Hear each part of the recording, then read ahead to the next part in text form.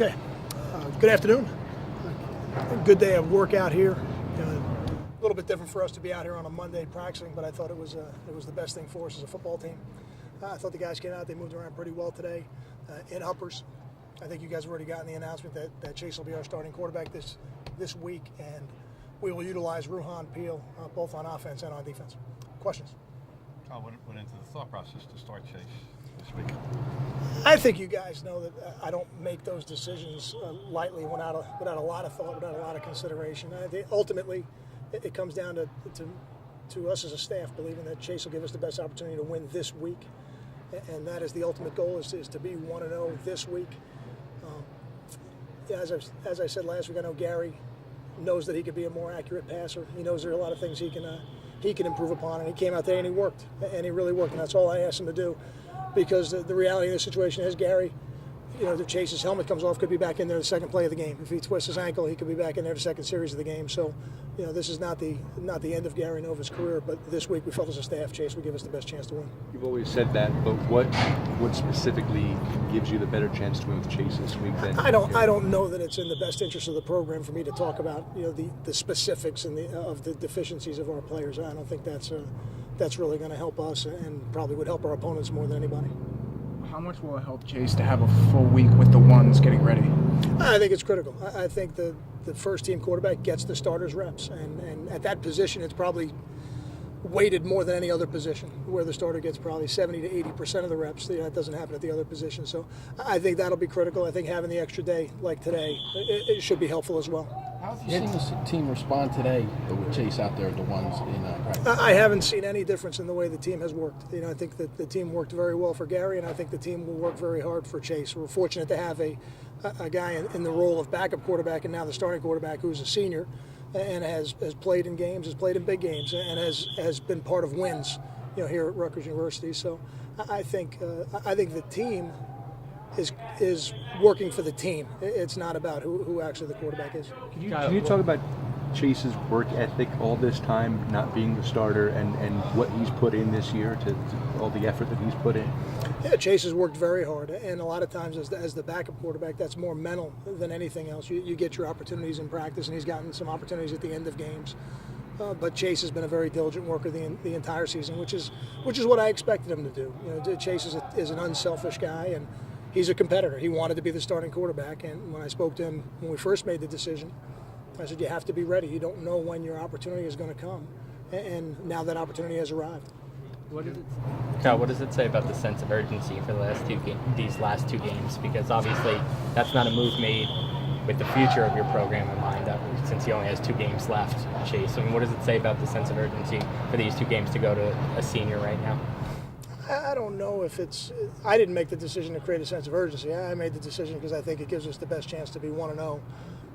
I think every player in the program understands that. There has to be, on some level, there has to be a certain level of performance that you have to meet, or we have to look at other options. And I think right now Chase gives us the best option to be 1-0.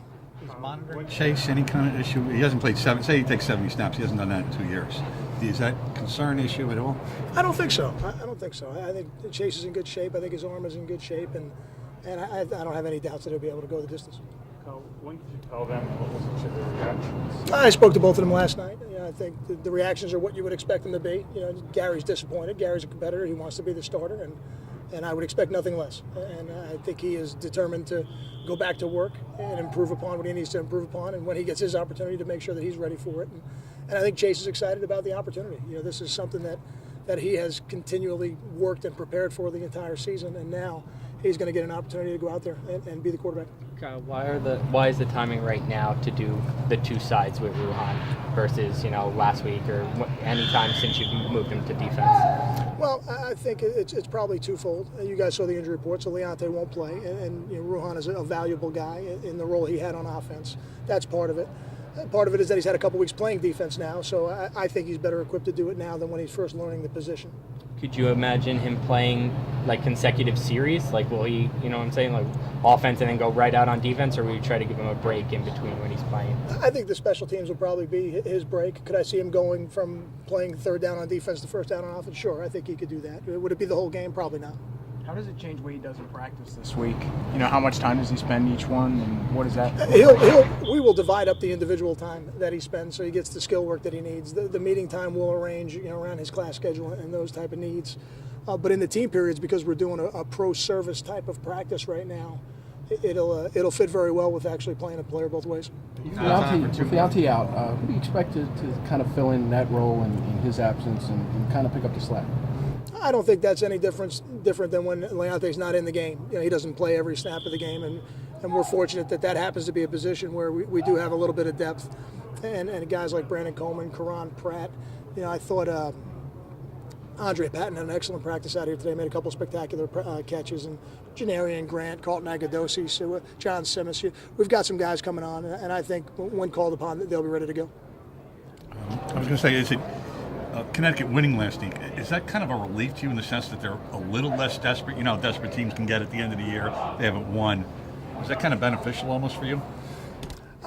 I'm not sure it's beneficial, or I'm not sure it would have been a negative for us had they not won. I think it speaks to how competitive their players are. You go back over the last couple of years, or the last 8 years, down back to 2005. I did it this morning and just looked at all the scores of the Rutgers Connecticut games, and a couple things jump out. I don't think our offense has ever scored more than 28 points against them since 2005, and just about every one of those games is really competitive regardless of the records. I think this is probably as close to a rival game as we have in our program, and I think they would probably feel the same way.